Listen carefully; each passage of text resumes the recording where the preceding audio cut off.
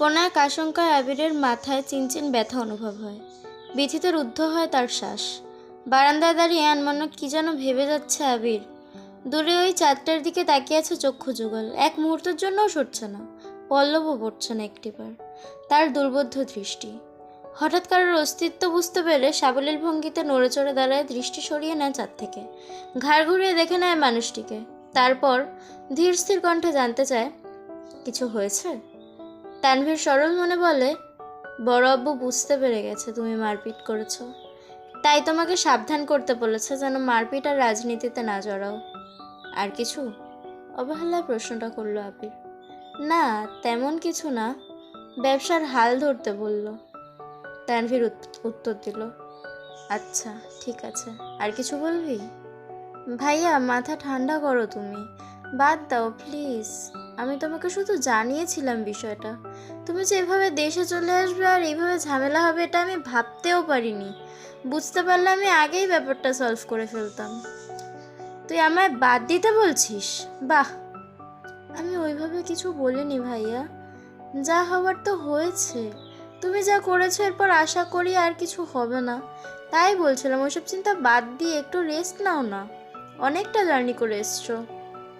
আচ্ছা তুই এখন যা, এরপর থেকে আমার ব্যাপারে তোকে যেন কেউ কিছু না বলে এটা সবাইকে বলে দিস।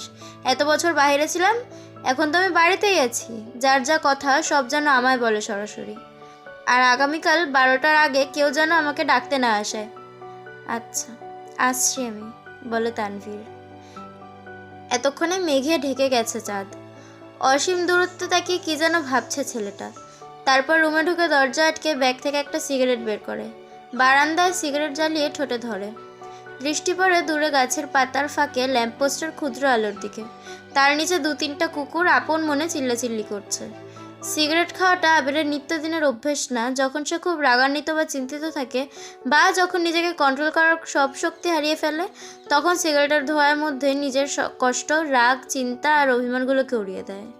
সিগারেটে কয়েকটা টান দিয়ে সিগারেটটা ফেলে দেয়। তারপর টান টান হয়ে শুয়ে পড়ল নিজের বিছানায়। মাথার নিচে 2 হাত রেখে চোখ বুজল।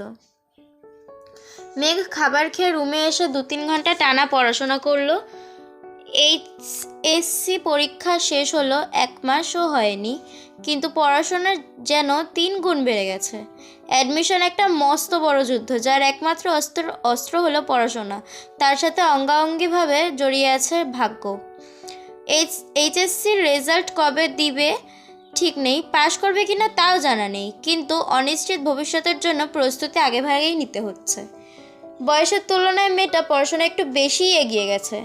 18 বছর বয়সে পা দিল, সবেমাত্র 2 মাস হয়েছে। তার মধ্যে এইচএসসি পরীক্ষা শেষ, কয়েক মাস পরে সে স্নাতক শিক্ষার্থী হতে চলেছে। ভাবতেই কেমন যেন নিজেকে বড় বড় মনে হয় মেঘের।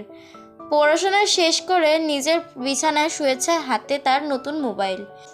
কিন্তু করবে কি সে? না আছে ফেসবুক, আর না আছে অন্য কোনো অ্যাকাউন্ট।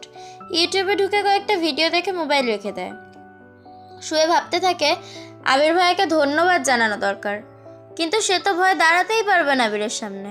পুরনো স্মৃতিগুলো ভাবতে থাকে। মেঘ সবেমাত্র 5ম শ্রেণীতে উঠেছিল, বয়সের গণ্ডি 9 থেকে 10-এর মাঝামাঝি। তখন মেঘের একটা বন্ধু হয়েছিল, নাম জয়। ছেলেটা স্কুলে নতুন এসেই বন্ধুত্ব করেছিল মেঘের সাথে।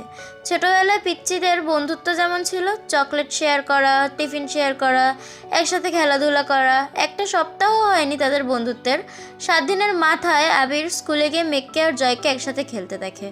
স্কুলের সবার মাঝখানে মেঘের গালে কয়েকটা থাপ্পড় বসিয়ে দিয়েছিল, আর রাগান্বিত স্বরে বলেছিল, তোকে যদি আর কোনোদিন কোনো ছেলের সাথে কথা বলতে বা খেলতে দেখি তাহলে তোর খবর আছে। তারপর বোনকে টানতে টানতে বাড়িতে নিয়ে আসে। একটাবারও বোনের দিকে তাকিয়েও দেখেনি। দুগালে আবিরের 5 আঙুলের দাগ বসে গিয়েছিল। সেই যে থাপ্পড় দিয়েছিল, মেঘ 1 সপ্তাহ জ্বরে পড়েছিল। মেঘ ছোটবেলা থেকে খুব অভিমানী ছিল।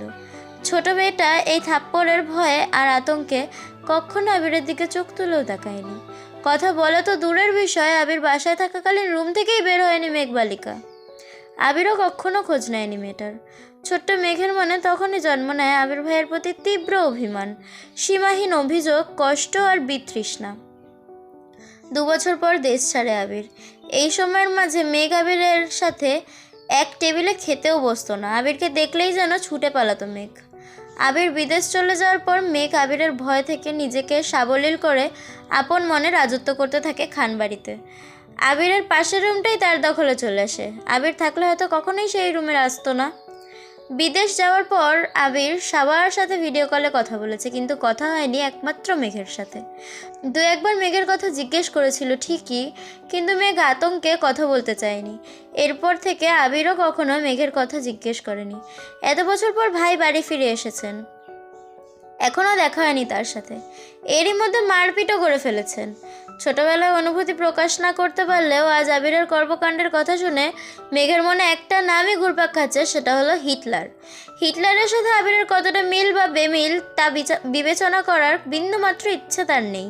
মাথায় একটা চিন্তায় ঘুরছে, ধন্যবাদ জানানো উচিত, কিন্তু সে কি আদেও কথা বলতে পারবে হিটলারের সাথে? এসব ভাবতে ভাবতেই ঘুমিয়ে পড়ল সে।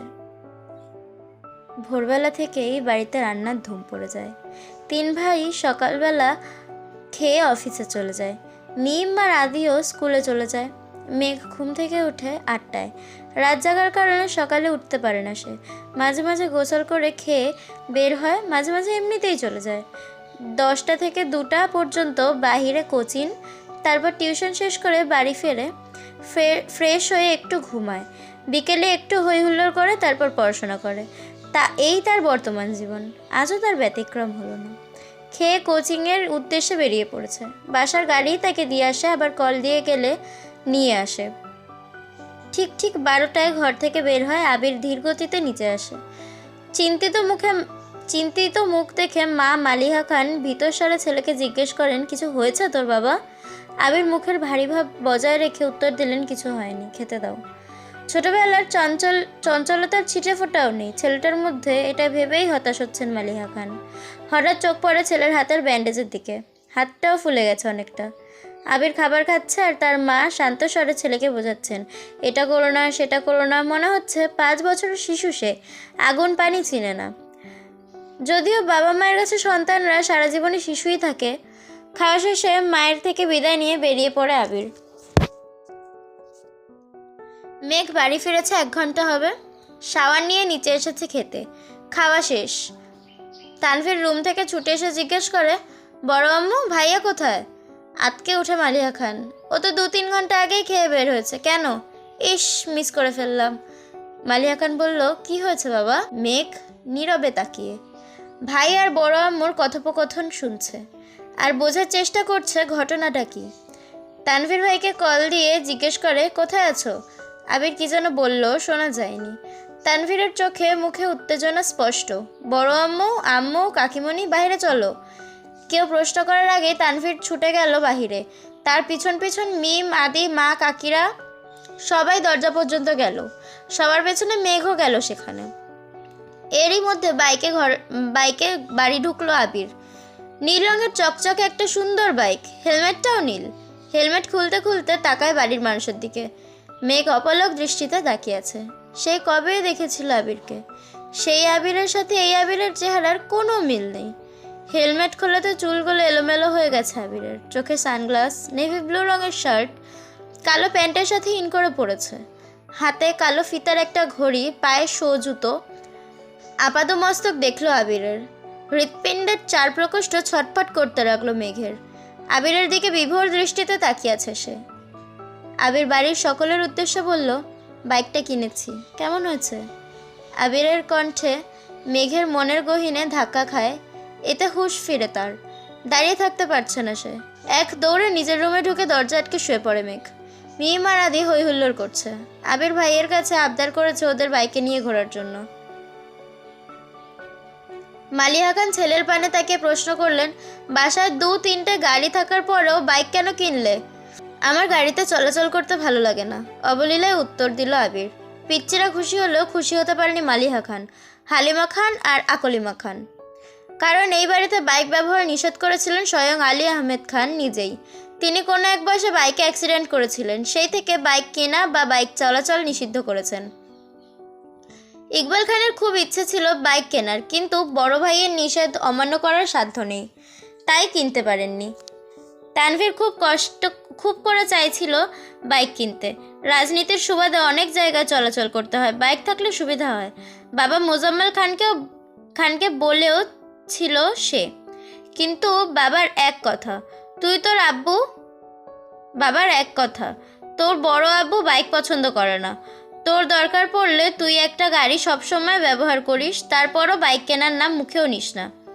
আবির বাড়ি ফিরেছে 24 ঘন্টা হবে হয়তো, এরই মধ্যেই বাইক কিনে ফেলেছে। এর পরিণাম কি হবে তা ভেবেই ভয়ে আটকে যাচ্ছেন বাড়ির 3 বউ। অষ্টাদশীর হৃদয় কাঁপছে, কেমন জানি অস্থির লাগছে সব কিছু। পরিচ্ছন্ন নয়নে তাকিয়ে রয়েছে রুমের জানলার দিকে, দৃষ্টি তার অসীম দূরত্বে। কি জানি কি ভাবলো কতক্ষণ, হঠাৎ ঝলমলে উঠল মেঘ। সঙ্গে সঙ্গে চোল শক্ত করে নিজেকে নিজেই প্রশ্ন করলো, বাই এনি চান্স আমি কি হিটলারটার উপর ক্র্যাশ খেয়েছি?